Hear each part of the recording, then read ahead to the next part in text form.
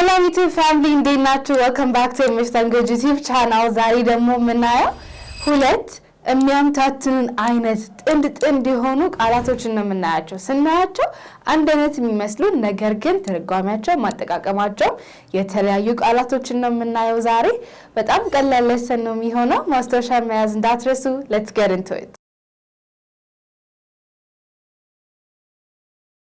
So የዛሬው ለሰናችን የሚሆነው confusing የሆኑ ወርዶች ናቸው። ስናያቸው ተመሳሳይ የሚመስሉ ነገር ግን ስንናገራቸው ስንጠቀማቸው የሚለያዩ ቃላቶችን ነው የምናየው ማለት ነው።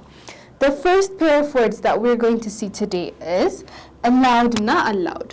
ብዙዎቹ ቃላቶች ዛሬ የምናያቸው አንድ አይነት ድምጽ ያላቸው የሚመስሉ ናቸው. Okay? Which is because they are called homophones. Homophone የምንላቸው ናቸው. Because homophones የምንለው ምንድነው? አንድ አይነት ድምጽ ያላቸው ነገር ግን their spelling እና ትርጉማቸውም የተለያየኑት ቃላቶች homophones ይባላል። homo አንድ ነው፣ phone ድምጽ ነው። that's why they're called homophones. አንድ አይነት ድምጽ ያላቸው ትርጓሜያቸው ግን ይለያያል። The first pair is allowed እና allowed. What is the basic difference? የመጀመሪያው allowed ጮክ ብሎ ማለትን ነው የሚያሳየን ማለት ነው። ጮክ ብለ አንብበው፣ ጮክ ብለ በለው ብለን የሆነ ነገርን ስንጠይቅ we use allowed ማለት ነው። ለምሳሌ መጽሐፉን ጮክ ብለ ለማንበብ ሞክር ብዬ ኢንስትራክሽን ብሰጥ I'm going to say try reading the book aloud. Try reading the book aloud. Okay, so try reading the book aloud. So ጮክ ብለ መጽሐፉን ማንበብ ሞክር or ሞክሪ እያልኩ ነው ማለት ነው አይደለ? Very good. So aloud ማለት ጮክ ብሎ መናገር ማለት ነው። Okay? Loud ጮኸት ነው አይደለ? በጣም የጮኸ ነገር እንደማለት ነው። So aloud ሲሆን እንደዚህ ዝም ብለን የምናነባቸውን ነገሮች or ደግሞ የምናስበውን ነገር እሱን አውጥቶ መናገር is called aloud. Okay? Very good. So ሁለተኛው allowed ደግሞ ምንድነው? allow ማለት ራሱ ይሄኛው ቃል እዚህ ጋር ያለው ፍቃድ ማለት ነው አይደለ? መፍቀድ ነው። So allowed ስንል የተፈቀደ ማለት ነው። ለምሳሌ ይሄ ነገር ተፈቅዷል ስንል it is allowed ነው የምንለው። በጣም ቆንጆ። እንደዚህ ጮክ ብሎ ማንበብ ግን ላይብረሪ ውስጥ አይቻልም አይደለ? So አይቻልም ማለት ስትፈልጉ not ነው የምንለው። So let's try using both of these words at the same time, okay? በዚህኛው example. So reading a book aloud. Reading a book aloud. ጮክ ብሎ መጽሐፍ ማንበብ ላይብረሪ ውስጥ አይፈቀድም ስንል is not allowed in the library. Is not allowed in the library. Very good. So ይሄ ምን ማለት ነው? ጮክ ብሎ ማንበብ ላይብረሪ ውስጥ አይፈቀድም እያለን ነው። ጮክ ብሎ የሚለው ማን ነው የሚነግረን? allowed አለን። ከዛ ደግሞ አልተፈቀደም የሚለው ማን ይነግረናል? not allowed። የሚፈቀድ ቢሆን ኖሮ is allowed in the library ብለን እንናገራለን ማለት ነው። So we have differentiated allowed እና allowed ማለት ነው። Very good. The second is loose እና lose. This is the second pair that we're going to see today. So loose እና lose. So የመጀመሪያው s sound ነው ያለው፣ ሁለተኛው ደግሞ z sound ነው almost ያላቸው ማለት ነው። So loose እና lose. If you hear it correctly, የመጀመሪያውን ስናነበው loose፣ ሁለተኛውን ደግሞ lose. Very good. So የመጀመሪያው loose means የላላ ማለት ነው። Okay? Or የሰፋ ምናምን ነገር ብለን ስንናገር loose እንለዋለን። ለምሳሌ ሱሪዎቼ ሰፍተውኛል ብዬ መናገር ብፈልግ my pants are loose ብዬ ነው የምናገረው። Okay? So my pants are loose. So ሱሪዬ ሰፍቶኛል ማለት ነው አይደለ? My pants are loose. Very good. Are loose. Or የጫማሽ ክር ሊፈታ ነው ተፈቷል ምናምን ስትሉ your shoelace is loose ማለት ትችላላችሁ። Okay? Your shoelace is loose. So loose ማለት ለቀቅ ያለ ማለት ነው አይደለ? ያልተወጣጠረ የተፈታታ ነገር is called loose. ሁለተኛው lose ግን አንደኛው መሸነፍ ሊሆን ይችላል። Okay?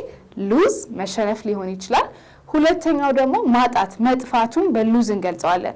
ለምሳሌ እኔ ቁልፌ ሁሌ ነው የሚጠፋብኝ ብላችሁ I always lose my keys ነው የምለው ማለት ነው አይደለ? I always lose my keys. አንደኛው በዚህ ሊሆን ይችላል መጥፋት በሚለው ማለት ነው። I always lose my keys. Very good. So I always lose my keys ማለት ይችላልላችሁ። ኪሎሽን ቀንሽ ኪሎህን ቀንስ ማለት ስትፈልጉ lose weight ነው የምንለው። ኦኬ መቀነስም በሉዝ ሊገለጽ ይችላል።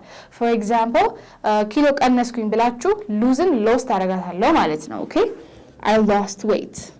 I lost weight. Very good. Similar to that, ቁልፎች የጠፉብኝ ብል I lost my keys ይሆናል ማለት ነው አይደለ? I lost my keys. So lose የመጀመሪያው የተፈታ ማለት ሲሆን right የተፈታ ማለት ሲሆን ሁለተኛው lose ደግሞ ምን ማለት ነው? መጥፋት የሚለው ያሳየናል ማለት ነው። Very good. So I always lose my keys. I lost weight እያላችሁ መናገር ትችላላችሁ ማለት ነው። Very good. So the first one, the first lose is an adjective, is a type of adjective ወይም ገላጭ ቃል ነው። ኦኬ ሱሬ ምን ሆነ? ሱሬ ፈታ ብሏል፣ ሰፍቶኛል እያልኩ እየገለጽኩት ነው ማለት ነው። ሁለተኛው lose ግን it is a verb አይደለ? verb ነው። መጥፋት፣ መቀነስ ምናምን ብለን መሸነፍ እያለን መናገር እንችላለን ማለት ነው። ለምሳሌ ጌሙን ተሸነፍኩኝ ብል I lost the game ነው አይደለም ብለው I lost the game. This does not mean ጌሙ ጠፋብኝ ማለት ሳይሆን it means ጨዋታው ተሸነፍኩኝ ሊሆን ይችላል ማለት ነው። Very good. The second one that we're going to see is misinform and disinform. ብዙ ሰው አንድ አይነት ይመስለዋል ጥቅሙ፣ ነገር ግን ይሄ የተለያየ ነው። misinform and disinform. Let's write it down መጀመሪያ. Okay? The pair of words that we're going to see for the third example is misinform and disinform. የመጀመሪያው misinform ሁለቱም የተሳሳተ ኢንፎርሜሽን መስጠታቸው ላይ ሁለቱም አንድ አይነት ያደርጋቸዋል። both are incorrect የሆነ ኢንፎርሜሽን ነው። so መረጃው በሁለቱም misinform ስታደርጉም disinform ስታደርጉ ሁለቱም የተሳሳተ መረጃ ነው። it's an incorrect information. the difference is on the intention. intention ስንል አውቀን ያደረግነው ወይ ሳናውቅ ነው የሚለው ነው ልዩነቱን የሚያመጣው። ተሳስታችሁ የተሳሳተ መረጃ ብትሰጡ ያንን misinform ነው የምንለው። የተሳሳተ መረጃ ተሳስታችሁ ብትሰጡ so if you give an incorrect information by mistake then it's misinformation. ነገር ግን አውቃችሁ ከሆነ ያንን የተሳሳተ ኢንፎርሜሽን የምትሰጡት it is called disinformation or disinforming እንለዋለን። so if you give an incorrect information on purpose, intentionally, without any mistakes, then that is called disinformation. This is the difference ማለት ነው። okay? so በጣም ይቅርታ ስላሳሳትኩሽ የተሳሳተ መረጃ ስለሰጠሁሽ ብላችሁ genuinely ሳታውቁ ከሆነ ይቅርታ ስትጠይቁኝ you're going to use misinform ማለት ነው። okay? I'm sorry. I am sorry. I misinformed you አይደለ? so past ታረጉት misinformed እናደርጋለን። I'm sorry I misinformed you. ይሄ ማለት ይቅርታ የምትጠይቁኝ መጀመሪያው ሳታውቁ ስለሆነ ነው አይደለ? so ሳላውቅ የተሳሳተ መረጃ ስለሰጠሁሽ በጣም ይቅርታ ስትሉኝ I'm sorry I misinformed you. I'm sorry I misinformed you. ሳላውቅ የተሳሳተ መረጃ ስለሰጠሁሽ ይቅርታ ስትሉኝ ነው። very good. አውቃችሁ ግን የተሳሳተ መረጃ ብትሰጡኝ as a sort of propaganda it is called disinforming. ለምሳሌ ሎካሊ ያለ ኮሚቴ አለ እንበል። ኦኬ አንድ ኮሚቴ ይኖራል። ኮሚቴው አባላቶቹን አውቆ የተሳሳተ መረጃ ቢሰጥ disinform ነው የምንለው ማለት ነው። ስለዚህ ኮሚቴው ሰዎቹን የተሳሳተ ኢንፎርሜሽን ሰጣቸው ብዬ መናገር ብፈልግ አውቀው ስለሆነ I'm going to say the committee disinformed, right? Disinformed. The committee disinformed the members ስላለው ማለት ነው። so ኮሚቴው ሜምበሮቹን ምን አደረጋቸው ማለት ነው? disinform አደረጋቸው። አውቆ የተሳሳተ መረጃ ይሰጣቸው ማለት ነው። this is the basic difference. አውቃችሁ የተሳሳተ መረጃ ከሰጣችሁ you are disinforming that person. however ሳትሳሳቱ አውቃችሁ ከሆነ ተሳስታችሁ ከሆነ that is called misinforming. አውቃችሁ ከሆነ it's called disinforming. This is the basic difference. ሁለቱም የተሳሳተ መረጃ ነው። አውቃችሁ ከሆነ disinform፣ ሳታውቁ ከሆነ misinform. That is the basic difference.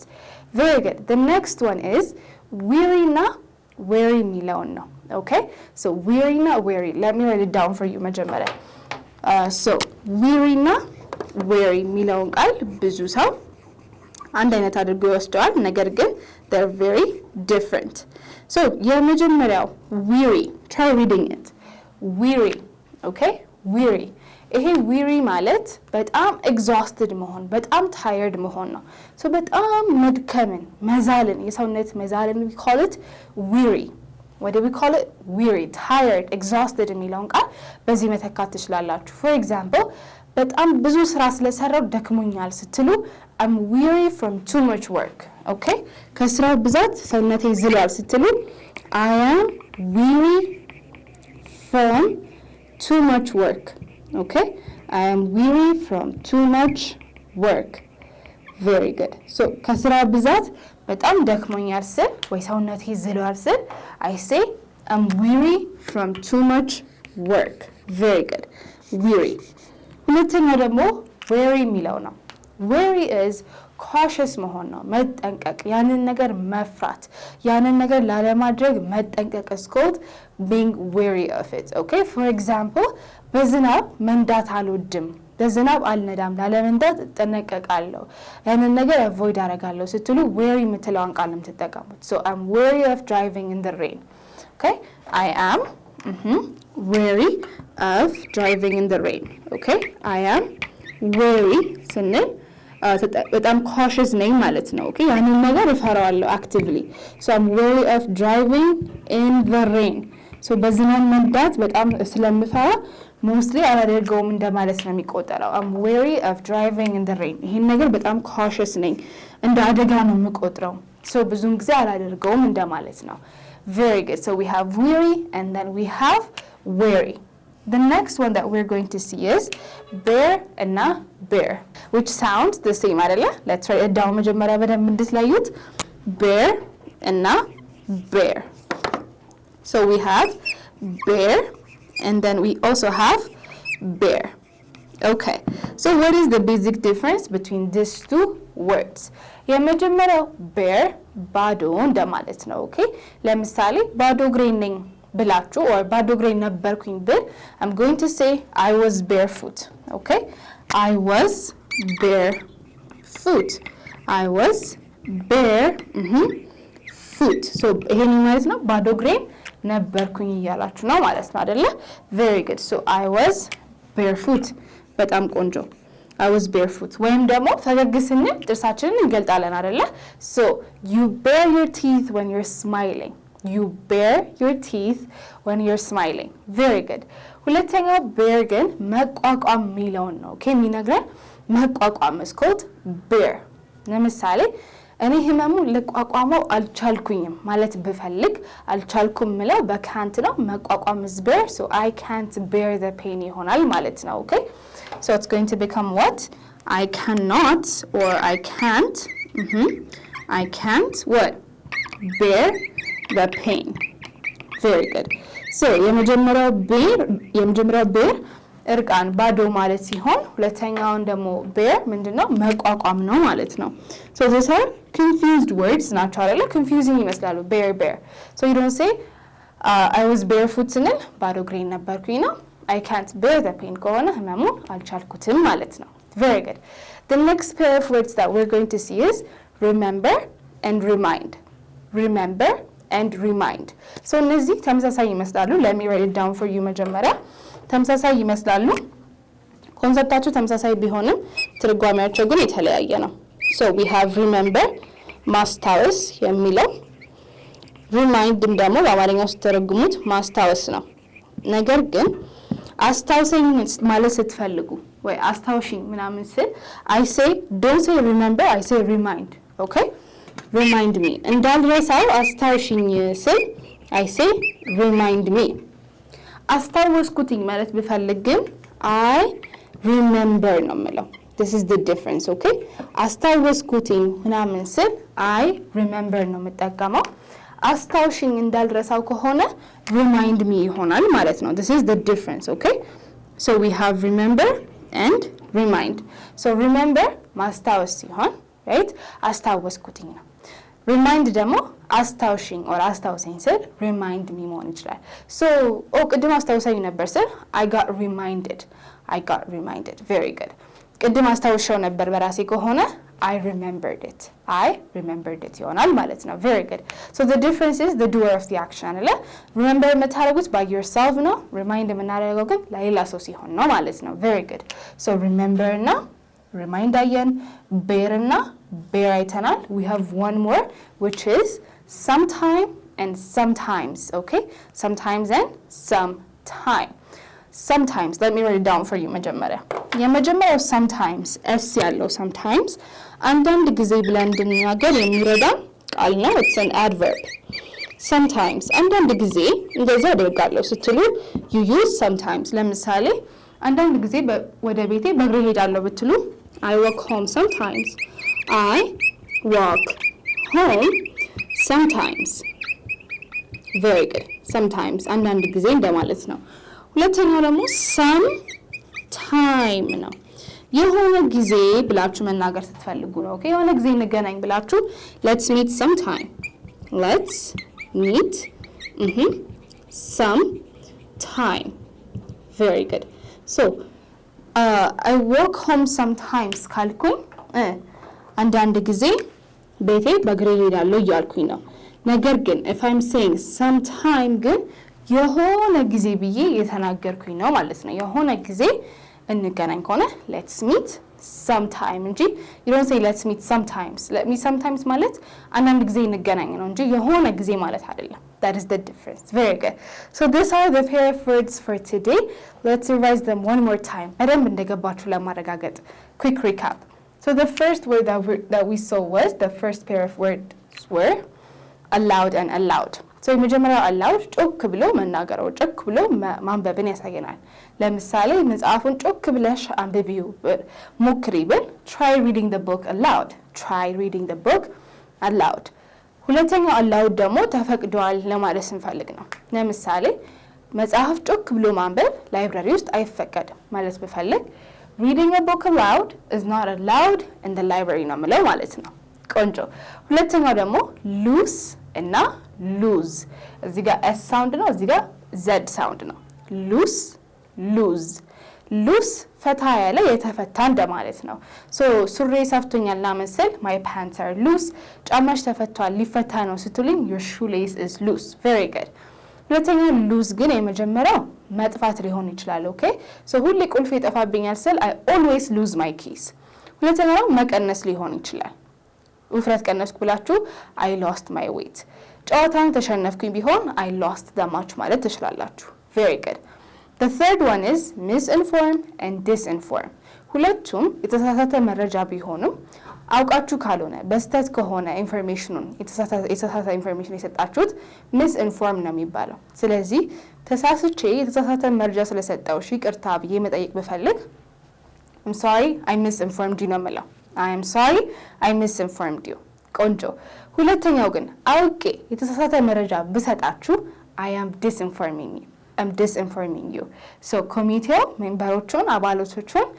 disinform ማድረጋቸው ብንል the committee disinformed the members very good አራተኛው ደግሞ it's wary and weary አይደለ so weary እና wary so በጣም ከብዙ ስራ ዝያለው ስራ ከመምዛት የተነሳ ዝያለው ስንል I'm weary from too much work I am weary from too much work weary ሲሆን ግን ሁለተኛው ይሄኛው weary ሲሆን ግን it means ያን ነገር በጣም ከመፍራት መጠንቀቅ ማለት ነው so ዝናብ ላይ መንዳት ብዙም ደስተኛ አይደለሁኝም እጠነቀቃለሁና ምስትሉ I'm weary of driving in the rain very good the next is bear and bear የመጀመሪያው bear ባዶ ማለት ሲሆን ለምሳሌ ባዶ እግሬ ነበርኩኝ ስላችሁ I was barefoot ህመሙን መቋቋም አልችልም ከሆነ I can't bear the pain very good the sixth one is remember and remind remember ስንል ማስታወስ ነው so you did it on your own so አስታወስኩኝ ስል I remember very good አስታውሽኝ or አስታውሰኝ ብዬ ለሌላ ሰው ያንን ታስክ ከሰጠሁት ግን remind ነው የምለው so remind me very good The seventh one is sometimes and time. Sometimes አንዳንድ ጊዜ ማለት ሲሆን sometime ደግሞ የሆነ ጊዜ ብለን እንድንናገር ነው የሚረዳን። So አንዳንድ ጊዜ ቤት በእግሬ ሄዳለሁ ስል I walk home sometimes. I walk home sometimes. and የሆነ ጊዜ እንገናኝ ከሆነ let's meet sometime. Let's meet sometime. So these are confusing words for today. Thank you so much for watching እስካሁን ድረስ ይሄንን ቪዲዮ ከወደዳችሁት like, share, comment, subscribe በማድረግ የኢሜጅ ፋሚሊን ይቀላቀሉ። የደወል ምልክቷን መጫን እንዳትረሱ። በሚቀጥለው ቪዲዮ እንገናኛለን። Goodbye.